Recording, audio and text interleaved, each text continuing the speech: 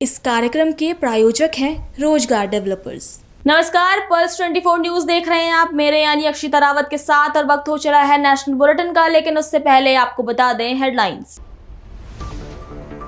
गुवाहाटी में ब्रह्मपुत्र विंग का उद्घाटन समारोह, केंद्रीय गृह मंत्री अमित शाह ने की शिरकत, कहा पंचायत चुनावों का बहुत महत्व। पीएम के खिलाफ आपत्तिजनक टिप्पणी को लेकर बीजेपी में रोष, केंद्रीय मंत्री नित्यानंद राय ने जताया अपना आक्रोश, कहा बिहार और बिहार के वैभव को राजद और कांग्रेस वालों ने किया तार-तार। बीजेपी और कांग्रेस कार्यकर्ताओं के बीच हुई झड़प पर कांग्रेस नेता प्रमोद तिवारी ने कसा तंज, बीजेपी सरकार पर साधा निशाना, कहा हमारी संपत्ति को पहुंचाया गया नुकसान। सहारनपुर में महिला एएनएम के लगाए गए आरोप में निर्दोष पाए गए chief pharmacist Anil Kumar Trivedi. Chief pharmacist ने महिला पर लगाया उत्पीड़न और ब्लैकमेल का आरोप, कहा महिला एएनएम पर होनी चाहिए सख्त से सख्त कार्रवाई। चलिए अब देखते हैं खबरें विस्तार से। असम के राज्यपाल लक्ष्मण प्रसाद आचार्य ने राजभवन के ब्रह्मपुत्र विंग के उद्घाटन समारोह में केंद्रीय गृह मंत्री अमित शाह का अभिवादन किया। इस मौके पर अमित शाह ने कहा कि पंचायत चुनावों का बहुत महत्व है, क्योंकि वह असम के परिसीमन के बाद पहला चुनाव था। कि बार बार भारतीय जनता पार्टी की विजय होती है। जिला परिषद में 397 में से 301 सीटें भारतीय जनता पार्टी जीती।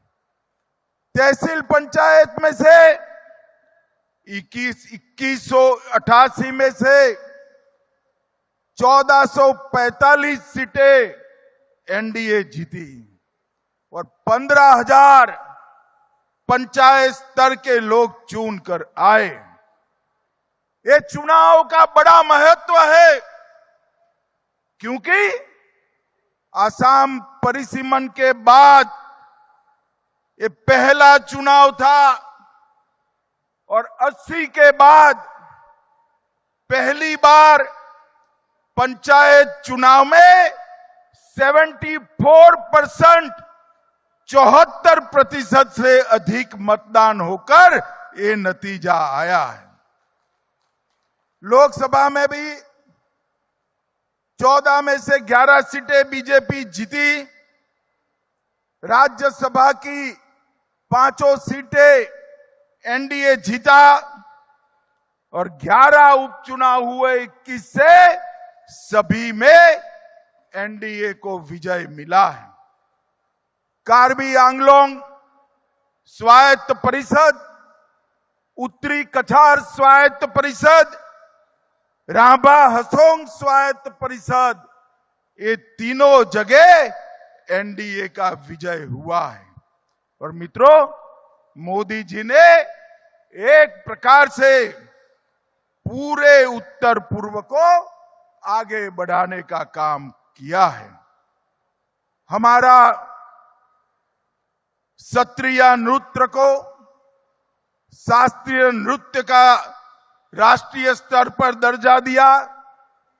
लसित बरफुकन और शंकरदेव जैसे महापुरुषों को राष्ट्रीय स्तर पर पहुंचाने का काम हुआ और 2022 में लसित बरफुकन की 400वीं जयंती दिल्ली के विज्ञान भवन में मनाकर पूरे देश में लसित बरफुकन का संदेश हमारे नेता नरेंद्र मोदी जी ने पहुंचा है।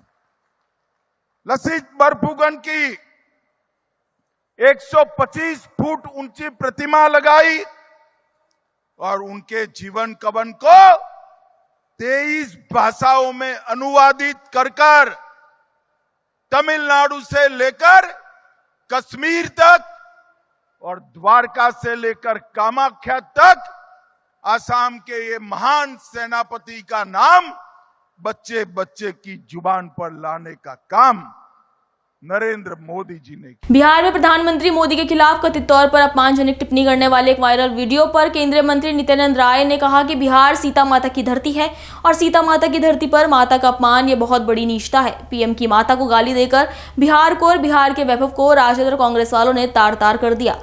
राजद और कांग्रेस के नेता कभी पीएम और कभी उनकी माता को इस तरह के आपत्तिजनक शब्दों के साथ अपमानित करते हैं, ये घोर निंदनीय है। की धरती पर माता का अपमान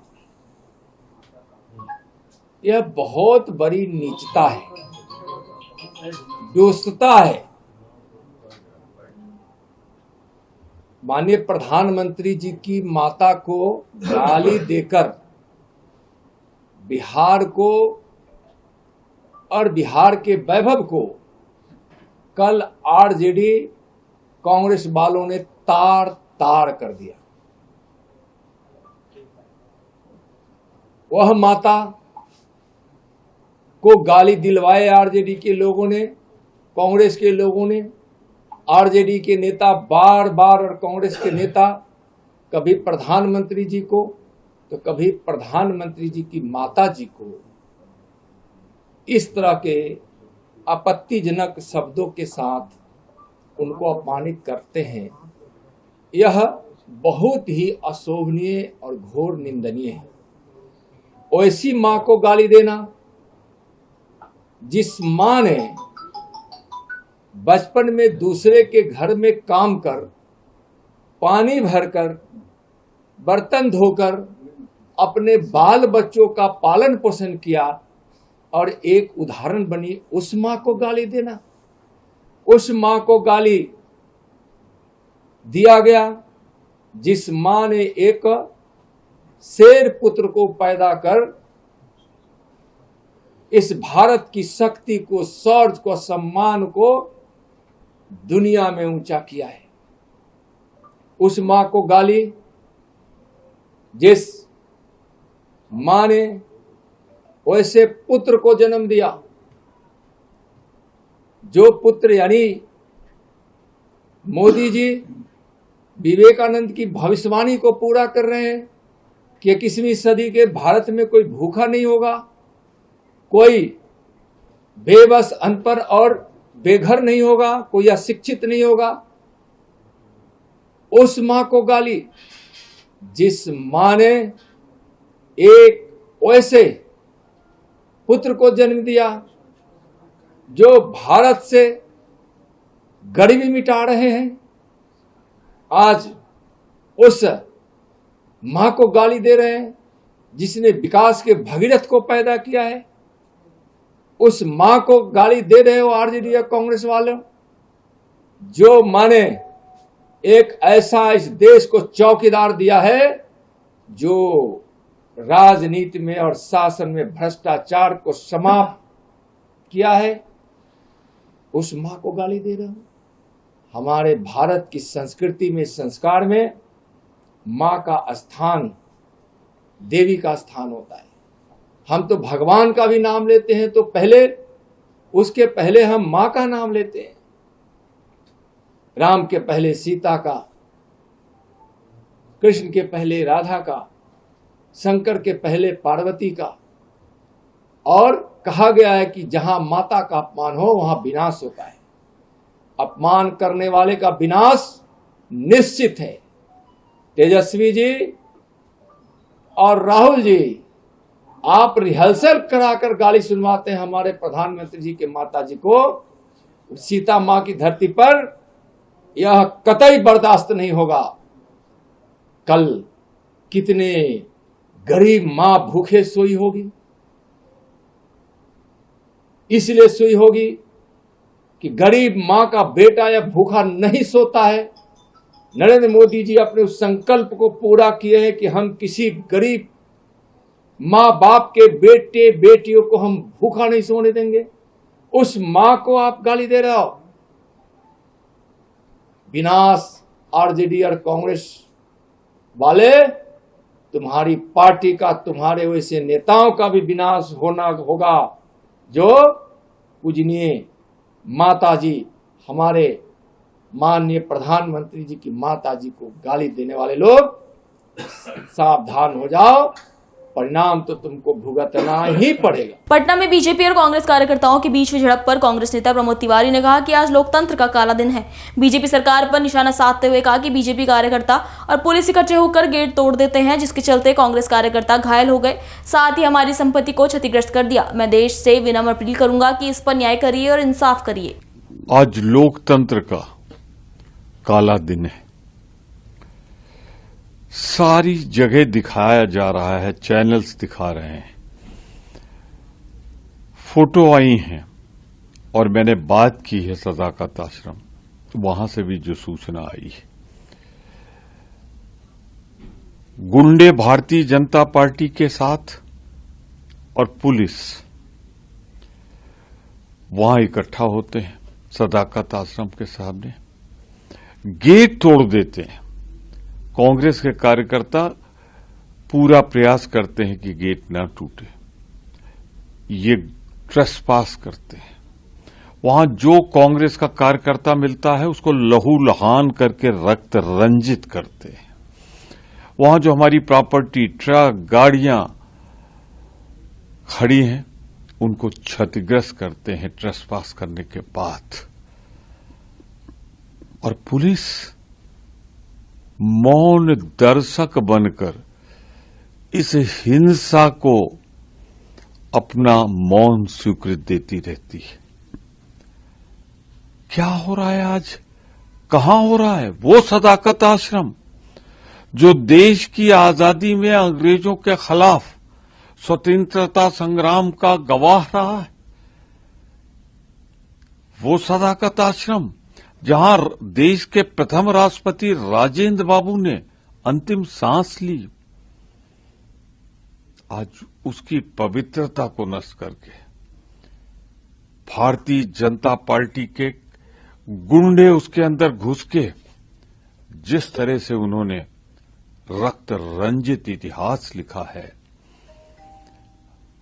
और पुलिस प्रशासन के सहयोग से, मैं इतना ही कहना चाहता हूं। याद रखना, हमारा बहुत खून बहाया है आपने सदाकत आश्रम में, दृश्य देख रहा हूं मैं, पर खून तब भी बहा था जब अंग्रेजों ने गुलामी के खिलाफ हम लड़ाई लड़ रहे थे, तो उन्होंने हिंसा करके हमारा बहुत कांग्रेसियों का खून बहाया था। आज जब हमारा राहुल गांधी लोकतंत्र की रक्षा के लिए, एक वोट के अधिकार के लिए निकला है, तो उस समय भारतीय जनता पार्टी अपना आपा खो बैठी है और उसने रक्त रंजित कर दिया है सदाकत आश्रम को, कांग्रेस के कार्यकर्ताओं को। मैं सारे देश से यही विनम्र अपील कर लूंगा, देखिए, एक तरफ ये गुंडा राज है भारतीय जनता पार्टी का, दूसरा स्वतंत्रता संग्राम के रक्षकों के घर जाकर जो कुछ हुआ है उस पर न्याय करिए, इंसाफ करिए, और ये जो क्रांति हो रही है लोकतंत्र को बचाने की, इस पे अपना आशीर्वाद दीजिए। उत्तरकाशी के विकासखंड भटवाड़ी, डूंडा, नौगांव, चिन्यालीसौड़ और मौरी में नवनिर्वाचित क्षेत्र पंचायत सदस्यों शपथ ग्रहण समारोह का आयोजन किया गया।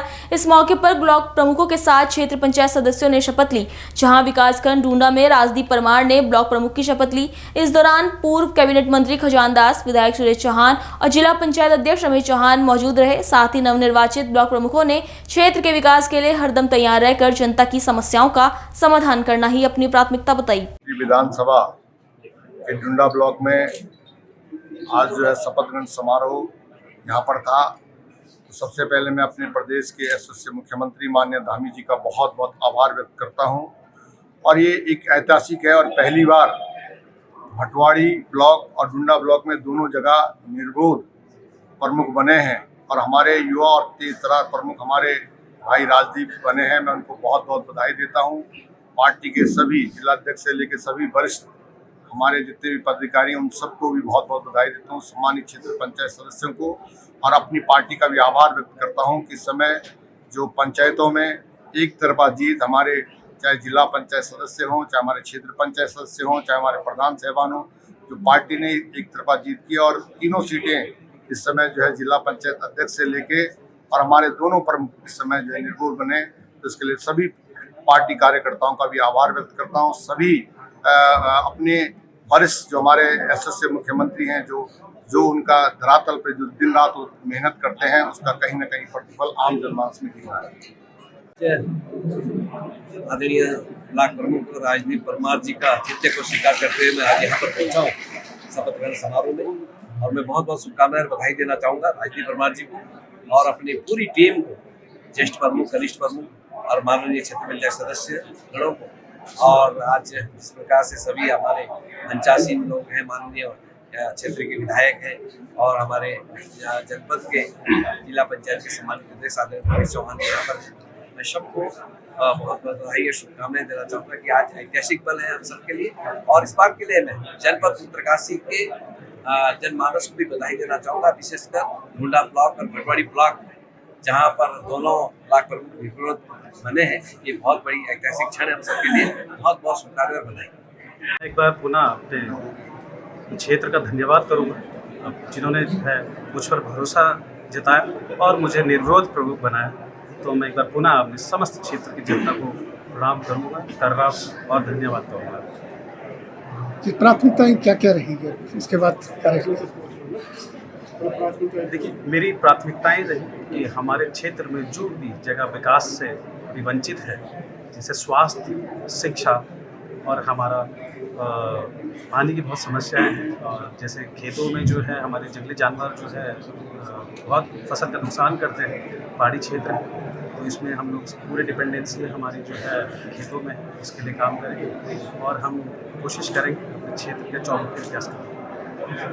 सहारनपुर के सामुदायिक स्वास्थ्य केंद्र सुनहटी खड़खड़ी में एक महिला एएनएम ने चीफ फार्मासिस्ट अनिल कुमार त्रिवेदी पर व्यक्तिगत शोषण और बदव्यवहार के आरोप लगाए थे। जांच में अनिल कुमार त्रिवेदी को निर्दोष पाया गया, तो वहीं अब अनिल कुमार त्रिवेदी ने महिला एएनएम पर उत्पीड़न और ब्लैकमेल का आरोप लगाया, जिसके बाद उन्होंने महिला एएनएम के खिलाफ कठोर कार्रवाई की मांग की है। क्या नाम है आपका? अनिल कुमार त्रिवेदी। इनकी आपके ऊपर एक महिला अर्चना सैनी नाम की महिला है जो एएनएम के तत्पर है, तो काफी समय से आपसे आरोप लगा रहे हैं कि आपने घर में चोरी करवाई है और कई बार आपके ऊपर छेड़छाड़ शराब की कर उसके साथ गलत अभद्र व्यवहार की। क्या पूरा प्रकरण? पूरा प्रकरण ये है कि उनका 6 नवंबर 2024 में यहाँ से ट्रांसफ़र हुआ था। ट्रांसफ़र किस कारण से हुआ था?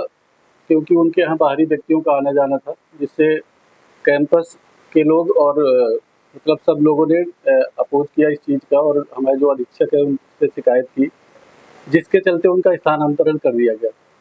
अब वो मेरी गलती ये थी कि मैंने जो हमारा कैंपस का ग्रुप है उसमें 2-3 बार हमने लिख के डाला कि कृपया यहाँ बाहरी व्यक्तियों को न बुलाएं, और इससे यहाँ परिवार भी रहते हैं। तो उन्होंने मुझसे कई बहुत ज़्यादा मतलब चिढ़ के बोला कि हम तो बुलाएंगे, जो करना है आप कर लो। तो हमारे जो चिकित्सा अधीक्षक हैं उन्होंने भी समझाने का प्रयास किया प्यार से कि भाई ये गलत है, आप बाहरी व्यक्तियों को बुलाने तो आप अस्पताल में बुला लो या कहीं और बुला लो, बाहर मिलो आप। तो खैर इसके चलते उनका ट्रांसफ़र हो गया। तो उनको ये लगा कि मैंने ही मतलब शिकायत करी है, मेरे कहने पे ही डॉक्टर साहब ने ऐसा वो करा।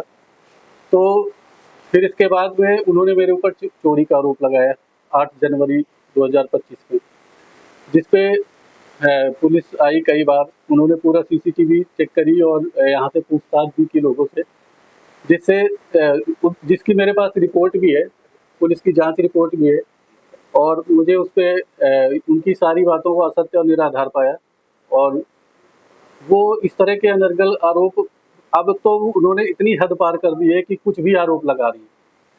मतलब हमारे ऊपर ये भी लगा रही है कि मैं शराब पी के इस तरह की बदतमीजी करता हूँ। कृपया मैं चाहता हूँ कि इस चीज़ की इंक्वायरी कराई जाए हमारे चिकित्सालय स्टाफ से, और इनसे पूछा जाए सारे कैंपस वालों से कि मैं कितनी शराब पीता हूँ और कितनी बदतमीजी आज तक किसी तरह कि अगर एक व्यक्ति भी बोल देता है तो ये जो कह रही है मैं मानने को तैयार हूँ। एक आरोप लगाया कि आप कुछ दिनों के लिए बाहर गए हुए थे, इसमें आपकी सीएम छुट्टी थी कैसे, और उसको जो है रजिस्टर में मेंटेन किया गया, प्रेजेंट दिखाई गई, इस तरह के भी आरोप उन्होंने जब उन्होंने आवाज उठाई तो उनका ट्रांसफर किया गया, ऐसे आरोप उनका नहीं। ये देखिए, 1 हफ्ते के लिए अगस्त 2024 में मैं द्वारिका जी गया था दर्शन करने, उसकी मैंने प्रॉपर छुट्टी लगा रखी है। उसका जो हमारा विभागीय सीएल रजिस्टर और जो ऊपर जितनी सीएल भेजी जाती है सारा कुछ पूरा वो, उसमें कुछ भी ऐसा नहीं है एक दिन का भी। और मैं फार्मासिस्ट हूँ, मेरे पास इतना ज़्यादा काम रहता है अपना स्टोर का, इमरजेंसी का, और कोल्ड चेन भी देख रहा हूँ, रिपोर्टिंग हो गई और इमरजेंसी ड्यूटी। मेरे पास एक भी दिन का ऐसा टाइम नहीं है कि मैं फालतू चीज़ों में अपना दिमाग लगाऊँ। तो मेरे पास इतना, और रही बात ये सब इस तरह के अभद्र टिप्पणी करने और अनर्गल आरोप लगाने का, तो ये उनका मेन उद्देश्य ये है इसके पीछे कि वो अपना स्थानांतरण दोबारा से यहाँ पे करवाना चाह रही है, और वो तभी हो सकता है जब वो मेरा स्थानांतरण करवा दें यहाँ से, क्योंकि कोल्ड चेन में वो थी यहाँ पे, जबकि कोल्ड चेन में कहीं भी संविदा की एएनएम तैनात नहीं है। ठीक है, इसके बाद भी चलिए ठीक है, उच्च अधिकारियों द्वारा कर दिया गया, तो आप और लोगों के लिए कहती है कि और भी लोग रहते हैं यहाँ पे, बाकी लोग शांति से रहते हैं ना यहाँ पे, ऊट पटांग काम तो नहीं करते ना यहाँ पे। तो इस तरह के आरोप लगाना और उनका ट्रांसफ़र उनकी खुद की गलतियों से हुआ, और ये मेरे ऊपर इस व्यक्तिगत, और जो और लोग उनका सपोर्ट कर रहे हैं, तो कृपया एक बार मेरे बारे में जानकारी कर लें कि मैं किस तरह का आदमी हूँ, इसके बाद टिप्पणी करें, तो वो ये मेरी रिक्वेस्ट है उनसे। एक सवाल हो रहा है कि ऐसे में एक आरोप वो लगा रही है कि जितने संविदा कर्मी अगर गलत तरीके से रह रहे हैं और जो किराया उनसे वसूलने की सिर्फ उनसे बात की जा रही है, जिसमें उनको 1,05,000 कुछ समथिंग का एक नोटिस भी भेजा गया आपकी है, ऐसे आरोप उन्होंने लगाए। नहीं, मेरी सहमत, देखिए मैं तो एक छोटा कर्मचारी हूँ, ठीक है, चाहे वो स्थानांतरण हो या इस तरह का चार्ज लगाना हो, ये मेरे अधिकार क्षेत्र में तो आता नहीं है। ये तो उच्च अधिकारियों की वो जैसा बोलेंगे वो होगा ना। और उन्होंने इस तरह के आरोप इसलिए लगाए क्योंकि वो और सभी लोग तो शांति से रहती है यहाँ पे। उनका ट्रांसफ़र हुआ है नवंबर 2024 में और वो इतने टाइम से रह रही है यहाँ पे, तो अब अगर उनसे खाली करने के लिए कहा गया तो क्या गलत कहा गया? ताकि संविदा कर्मी से सभी से इस तरह की किराया वसूला जाता है, इस तरह के सवाल देखिए, वसूला जाता है किससे, नहीं वसूला जाता है, ये तो उच्च अधिकारी ही बताएंगे इस बारे में। लेकिन ये जो मतलब आए दिन एक नया बखेड़ा खड़ा करते हैं यहाँ पे, यहाँ का कैंपस का, चिकित्सालय का पूरा माहौल इनकी वजह से भयभीत है बहुत सारे लोग, क्योंकि बाहरी व्यक्ति और इनको ये दबाव भी डालती है और लोगों पे कि मतलब मैं तो जो मनाएगा वो करूँगी। तो और इनसे यहाँ पे कोई भी व्यक्ति मतलब नहीं रखता किसी भी तरह का। क्योंकि आखिरकार इन चीज़ों में विराम लगाने के लिए आप क्या कुछ प्रयास कर रहे हैं, या फिर आप इन चीज़ों को सब कोई खत्म करके क्या कुछ करना चाहते हैं? जिस तरह दर्शक वीडियो को देख रहे हैं, क्या कुछ अपील करना चाहेंगे? मेरी अपील यही है कि कृपया केवल एक महिला के आवाज़ कहने पे कुछ भी अगर कोई आरोप लगा रहा है तो कृपया उसकी आवाज़ को नहीं, सच्चाई की आवाज़ सुने। जो सच है कृपया और लोगों से पूछ ले, पहले उस चीज़ को समझ ले कि वाकई सच्चाई क्या है। केवल एक व्यक्ति के कहने पे ही कुछ भी मान लेना कि हाँ ये व्यक्ति गलत है, ये तो ठीक नहीं है ना। तो एक आखिरी सवाल, क्या वो अन्य कर्मचारियों को भी अर्चना सैनी के अलावा नोटिस भेजे नहीं है स्वास्थ्य अधिकारी की तरफ से? ये मेरे संज्ञान में नहीं है कि इस तरह का नोटिस भेजा गया है उनको या नहीं है। मैं ये चाहता हूँ कि मुझे शांति से नौकरी करने दी जाए, मुझे परेशान न किया जाए। मसूरी की शांत वादियों में भक्तों के जयकारों, शंखध्वनि, ढोल नगाड़ों और फूलों की वर्षा के साथ आध्यात्मिक ऊर्जा का अद्भुत संगम देखने को मिला, जहां पहली बार महासू महाराज की पवित्र डोली ने मसूरी के इंदिरा कॉलोनी में प्रवेश किया और पूरे क्षेत्र में भक्ति और आस्था की लहर दौड़ गई। ये केवल एक धार्मिक यात्रा नहीं थी, ये 3 वर्षों की साधना, सामूहिक प्रयास और अपार श्रद्धा का साक्षात परिणाम था। इस दौरान वर्तमान पालिका अध्यक्ष मीरा सकलानी, पूर्व सभासद कुलदीप रंछौला और डोली के दर्शन के लिए मौजूद रहे।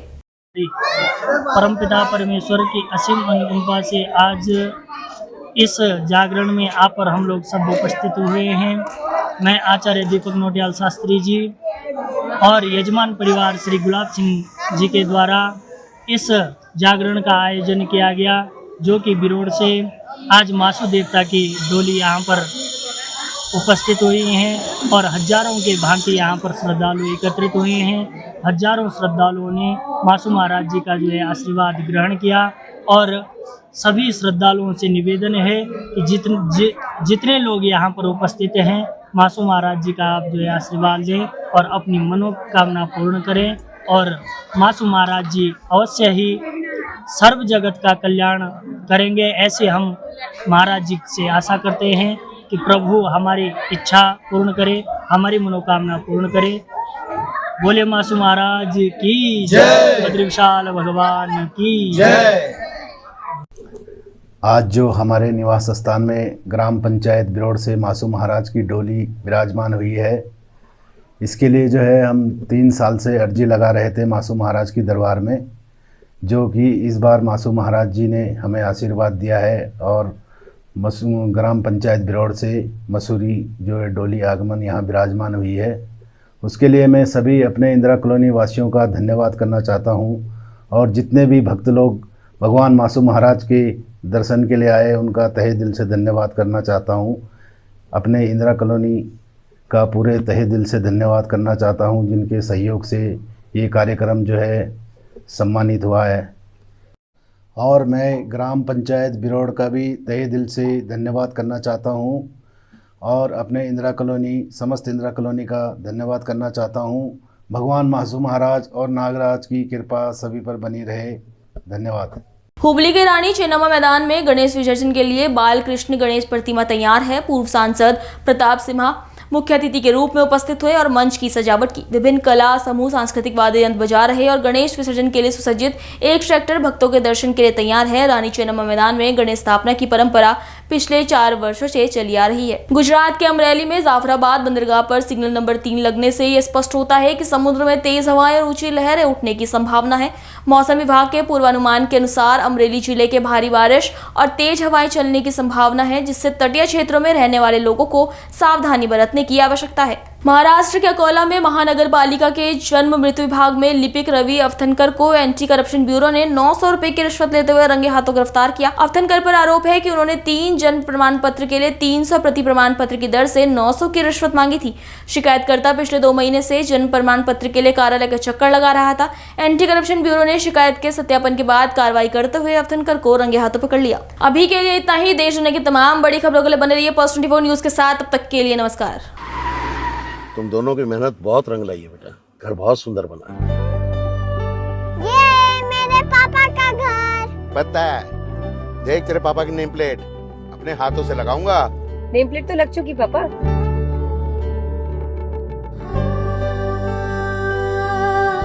असल मेहनत तो आपने की है पापा, मुझे इस काबिल बनाने के लिए। वो जिंदगी भर किराए के मकान में रहे, लेकिन आज ये घर मेरा नहीं, ये है मेरे पापा का घर।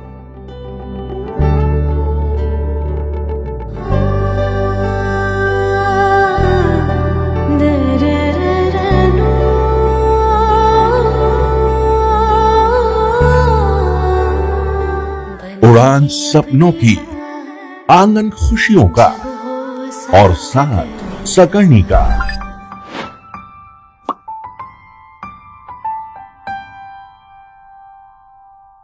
60 वर्षों से आपके साथ मनोरंजन और संस्कार का संगम, जाह्नवी मैगजीन। इस कार्यक्रम के प्रायोजक थे रोजगार डेवलपर्स।